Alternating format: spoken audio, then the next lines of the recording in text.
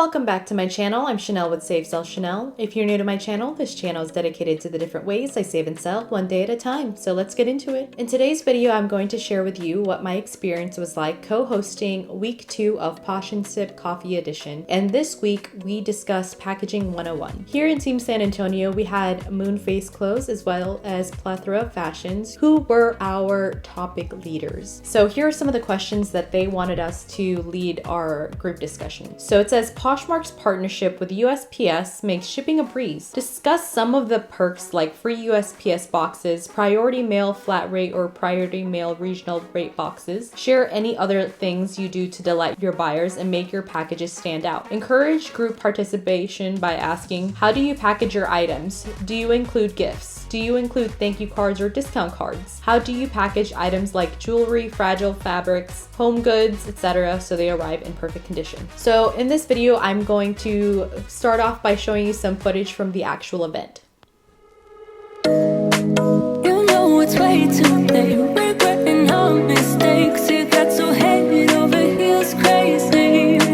Need to apologize, we went too far this time.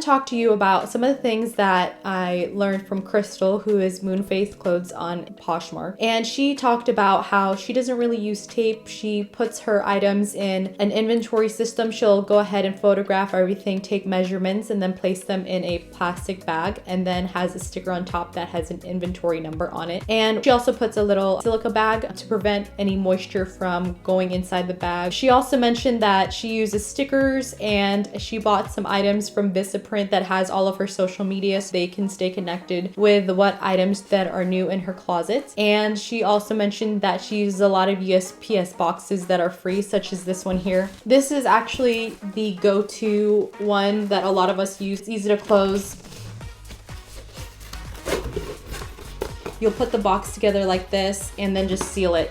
And it helps prevent us from using tape. At this point in time, USPS items are free if you go to USPS.com. You have to create an account, and then you have to search for free shipping supplies. Now, I do want to mention, as of today, their shipping supplies, yes, they are free, but I've read on a blog some information such as the Office of Inspector General for the United States Postal Service recently announced it is studying whether it is cost effective for the USPS to provide free packaging supplies for Priority Mail Express and Priority Mail products. The OIG is asking for comments from USPS customers. We have heard from many sellers that the availability of these supplies at no cost is critical for their business. If you would like to comment, you can make your voice heard by submitting comments directly to the OIG here. The OIG estimates that the report will be released in March 2020. Please check back for update. The USPS's OIG's stated mission is to help maintain confidence in the postal system and improve the Postal Service's bottom line through independent audits and investigations. In addition to conducting investigations for waste, fraud, and abuse, the OIG frequently studies USPS operations. I'm going to go ahead and leave a link to that there so you can go ahead and have your voice be heard that yes, we do want free USPS shipping supplies, because especially if you are a new seller or a business,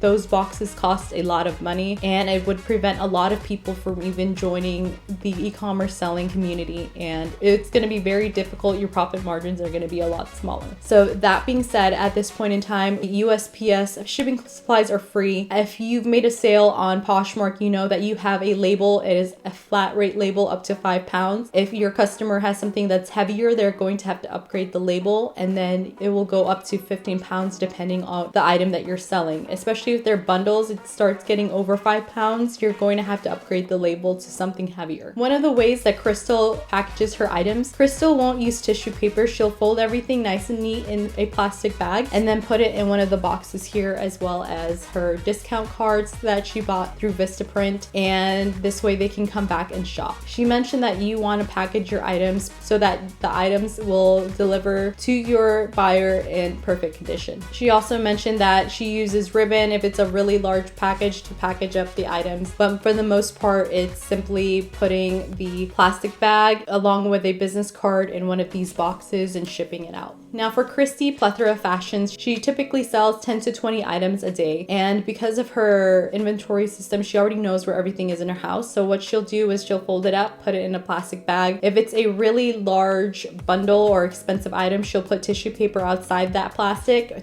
tie a ribbon around it, and add some of her business cards. So they were both very similar in their presentation and how they package their items out to buyers. Now, they mentioned that don't use colored tissue paper, especially if it's not protected, because if that tissue paper leaks or gets wet, it's going to stain the items that are inside. In terms of packaging material, you don't have to go out and buy a lot of material. You can get all of that packaging supplies for free. Like I said, you can get a lot of your packaging material from USPS.com. Now for me, what I'll do is, because I'm trying to recycle a lot more items, a lot of family members give me cardboard boxes, and what I'll do is I'll use those and then put these priority mail stickers on them.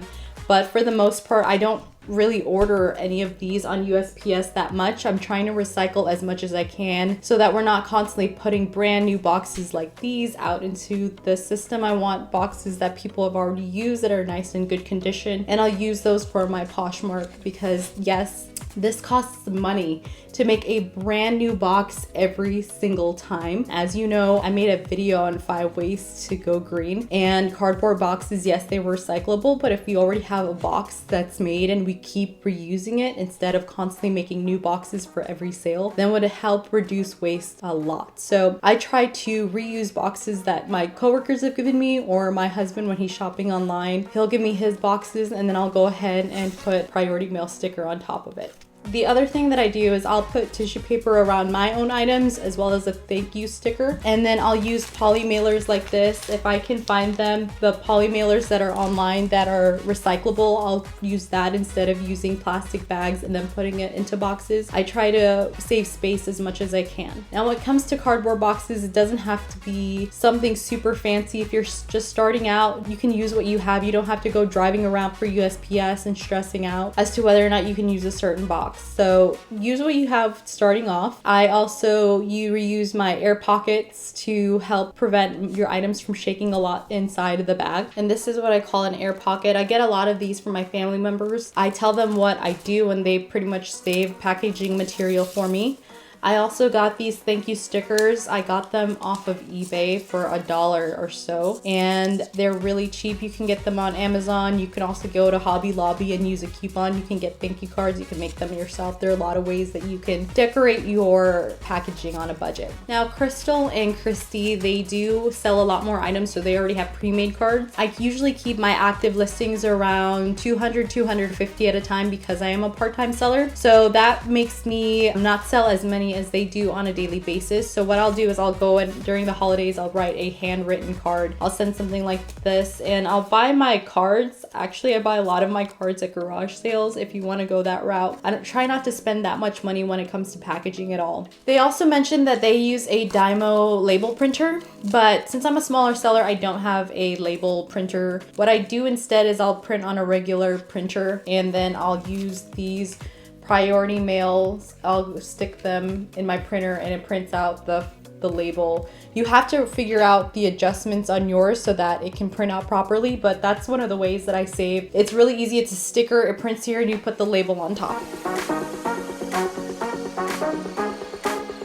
Now, if I don't have any poly mailers, fun poly mailers, I'll use the padded flat rate envelopes such as this one.